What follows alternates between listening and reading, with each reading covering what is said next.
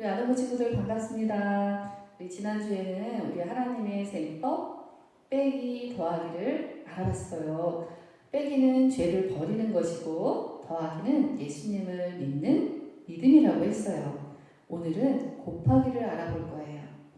곱하기는 뭐죠? 그래요. 어떤 수를 곱하면 수가 배가 되는 거예요. 수가 무한대로 커지는 거예요. 오늘 요절 말씀을 읽겠습니다. 요한복음 15장 5절 말씀입니다. 나는 포도나무요 너희는 가지라. 그가 내 안에 내가 그 안에 거하면 사람이 열매를 많이 맺나니 나를 떠나서는 너희가 아무것도 할 수 없으니라. 아멘. 이분은 누구일까요? 예수님의 제자 중 으뜸 제자 베드로예요. 베드로는 어떤 제자였을까? 맞아요. 자기 배를 가지고 물고기를 잡는 어부였어요. 예수님을 살아계신 나의 구주라고 멋진 고백을 한 제자이기도 해요. 예수님이 베드로에게 네가 다 굴기 전 나를 3번 모른다고 부인할 것이다 라고 말했을 때 베드로는 나는 절대 예수님을 부인하지 않아요 라고 말하며 펄쩍펄쩍 뛰었어요. 다른 사람이 예수님을 다 버려도 자신만큼은 예수님을 버리지 않을 자신이 있었어요. 하지만 어땠나요? 베드로는 막상 예수님이 병정들 손에 끌려가니 너무너무 무서웠어요. 그때 한 여종이 와서 베드로에게 당신은 혹시 예수님의 제자가 아니십니까? 라고 물었어요. 당황한 베드로는 자기도 모르게 예수님을 모른다고 3번이나 부인했어요. 그때 새벽 닭이 울었어요. 베드로는 예수님이 하신 말씀이 생각이 났어요.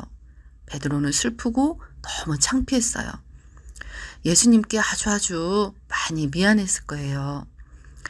베드로와 제자들은 예수님이 옆에 있을 땐 무엇이든 할 수 있다고 생각했어요.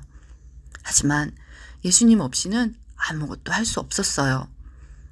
베드로는 다른 제자들과 다시 어부 일을 하러 갔어요. 베드로는 지금 다른 제자들과 함께 밤새도록 고기를 잡고 있어요. 그런데 한 마리의 고기도 잡히지 않는 거예요. 베드로는 실망하여서 너무 힘들고 지쳐서 아무하고도 이야기하고 싶지 않았을 거예요. 그런데 그때 멀찍이서 예수님이 제자들에게 말씀하셨어요. 고기가 있느냐? 그물을 배 오른편에 던져라. 그리하면 얻으리라. 제자들은 참 이상해요. 그때까지도 멀찍이 계신 분이 예수님인 줄 몰랐는데 예수님이 시키는 대로 순종한 거예요. 어떤 일이 일어났을까요? 성경에 보니까 물고기가 많아 그물을 들 수 없더라 라고 했어요. 엄청나게 많은 고기가 잡힌 거예요. 베드로는 눈이 휘둥그레졌어요. 요한이 와서 예수님이시라는 말을 듣고 베드로는 배에서 물로 뛰어내려 예수님께 헤엄쳐 나아갔어요. 다른 제자들도 배를 타고 고기가 가득 든 그물을 가지고 육지에 올랐지요. 베드로와 제자들이 부활하신 예수님을 다시 만난 거예요. 그곳에서 예수님은 벌써 숯불을 피워놓으시고 떡도 준비하시고 제자들을 기다리고 계셨어요. 그리고 고기를 구워 제자들과 같이 식사를 하셨어요. 제자들은 예수님이 십자가에서 죽고 예수님 없이는 이제 우리는 아무것도 할 수 없어 라고 생각했어요. 예수님은 이런 제자들에게 어떤 말씀을 하셨을까요? 전사님도 무척 궁금해요. 아마도 예수님은 제자들이 곱하기의 삶을 살기를 바라셨을 거예요. 곱하기는 예수님의 능력을 나타내면서 사는 거예요. 제자들이 예수님과 함께 할 때 어떤 일들이 있었어요. 중풍병자, 열병, 혈류증 등 많은 병든 자들이 고침을 받았어요. 안 못 보는 자가 눈을 떴고요. 안진뱅이가 일어나 걸었어요. 문둥병자가 깨끗함을 입었어요. 하물며 폭풍도 예수님의 말씀에 순종했어요. 귀신도 예수님 앞에서 벌벌 떨며 도망갔죠. 예수님이 계신 곳에는 항상 능력이 따랐어요. 예수님은 예수님 말씀에 순종할 때에 이러한 능력이 나타날 것이라는 것을 제자들에게 가르쳐 주신 거예요. 제자들이 앞서 예수님 말씀에 순종해서 그물을 던졌을 때 엄청난 물고기가 잡힌 것처럼 말이에요. 사랑해 주님 감사합니다. 오늘은 하나님의 세법 곱하기를 배웠습니다. 하나님의 세법 곱하기는 예수님의 능력입니다.